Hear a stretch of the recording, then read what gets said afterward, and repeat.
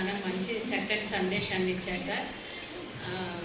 మీకంతా ఎందుకు ఇస్తాము అంటే, మేము మాట్లాడిన మాటల్లో మీ జీవితంలో ఉపయోగమైన పాయింట్స్ చాలా దొరుకుతాయి. అవి మీరు గ్రహించాలి. సద్దాం బాషా సార్కి ఎప్పుడు కృతజ్ఞతగా ఉంటాము. ఎందుకంటే మహిళలకి ఉపాధి కల్పిస్తున్నారు, పిల్లలకి జీవనోపాధి కల్పిస్తున్నారు. అంతమంది ఆడపిల్లలు చక్కగా మంచి ఎడ్యుకేషన్, వొకేషనల్ యాక్టివిటీస్ అన్నీ ఇస్తున్నారు.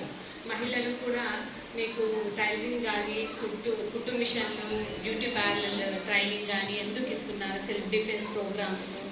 మీరు ఇట్స్ ఏ ఉమెన్ ఎంపవర్మెంట్. మనకు మీరు చదువు తక్కువగా ఉండిండొచ్చు కానీ మీకు జ్ఞానం ఎక్కువగా ఉంటుంది.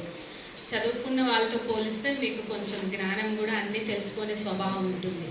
చెప్పినట్టు ఇప్పుడు బాలల సంక్షేమ సమితి మాది చిన్నపిల్లలు పుట్టిన పిల్లలప్పటి నుంచి, అంటే ఆడపిల్లలు చిన్నపిల్లలు కానీ పక్కన చెట్లలో ముళ్ళ పొదల్లో ఎక్కడంటే అక్కడ పడేస్తుంటారు. వాళ్ళని మేము రెస్క్యూ చేసి పిల్లల్ని సంరక్షిస్తాం. 0 to 18 years లోపల అమ్మాయిలకి ఎటువంటి ఇబ్బంది ఉన్నా కూడా, అబ్బాయిలు కూడా, అమ్మాయిలు ఒక్కటే కాదు అబ్బాయిలు కూడా వాళ్ళకి చక్కని ఎడ్యుకేషను, వాళ్ళకి ఒక షెల్టరు, ఎడ్యుకేషన్ ప్రొవైడ్ చేస్తాం, మెడికల్ హెల్ప్ అన్నీ ప్రొవైడ్ చేస్తాము. తర్వాత మాకు వచ్చిన దానిలో సమస్యల్లో ఆడపిల్లల సమస్య ఎక్కువగా ఉంటుంది.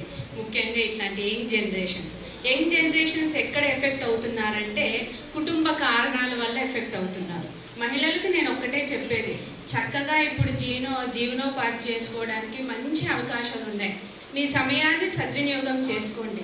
మీకు విచక్షణ జ్ఞానం ఉంటుంది కాబట్టి చక్కగా భర్తతో మంచిగా ఉండేది ప్రయత్నించండి. మీరు మంచిగా ఉన్నారనుకోండి, భార్య భర్తలు ఇద్దరు, మిమ్మల్ని చూసి పిల్లలు చాలా మంచిగా పెరుగుతారు. మంచి ఆహారం ఇవ్వండి, మీరు కూడా బలంగా ఉండండి, పిల్లలకి మంచి జ్ఞానాన్ని అందించండి. మీకు చదువు లేదు అని అనుకోకండి దయచేసి. పిల్లలు మంచి మార్గంలో పెట్టండి.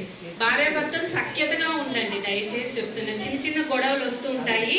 You have to respect. మగవాళ్ళకి మీరు రెస్పెక్ట్ ఇవ్వాలి, ఆడవాళ్ళు కూడా అదే రెస్పెక్ట్ ఎక్స్పెక్ట్ చేస్తారు. కాబట్టి ఇద్దరు మ్యూచువల్ అండర్స్టాండింగ్ ఇది. పిల్లలు మంచి భవిష్యత్తుగా ఉండాలని చెప్పి నేను కోరుకుంటున్నాను. ఒక చిన్న స్టోరీ చెప్తాను.